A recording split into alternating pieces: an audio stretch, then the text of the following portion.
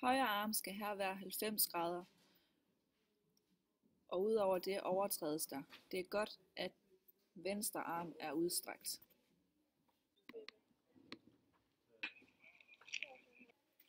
Her skal både venstre og højre arm være 90 grader. Dog er det godt, at hun tager et skridt fremad for at få kraft i stødet.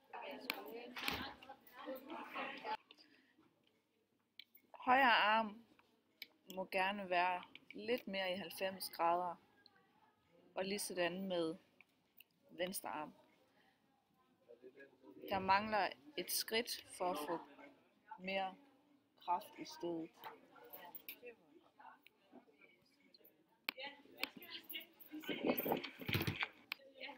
Her skal både venstre og højre arm være 90 grader, og kuglen lægges ind til halsen. Samtidig er der allerede overtrådt fra start af. Her kommer Katrine for tæt på snoren, inden hun hopper, og samtidig læner hun sig for meget ind over snoren.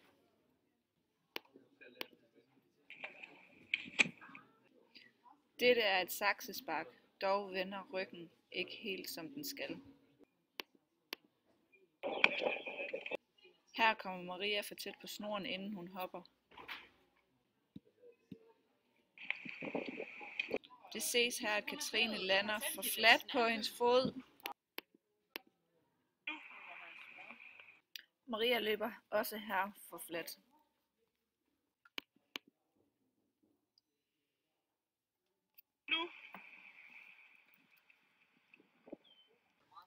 Louise bruger tæerne til at accelerere med, hvilket er rigtig fint.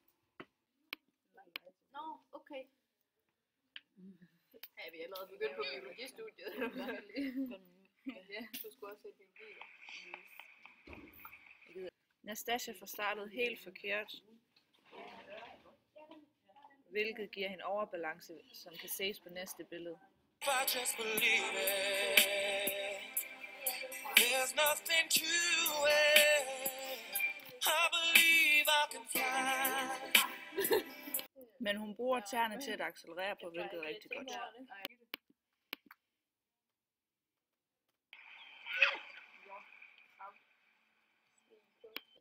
Og vi siger tak.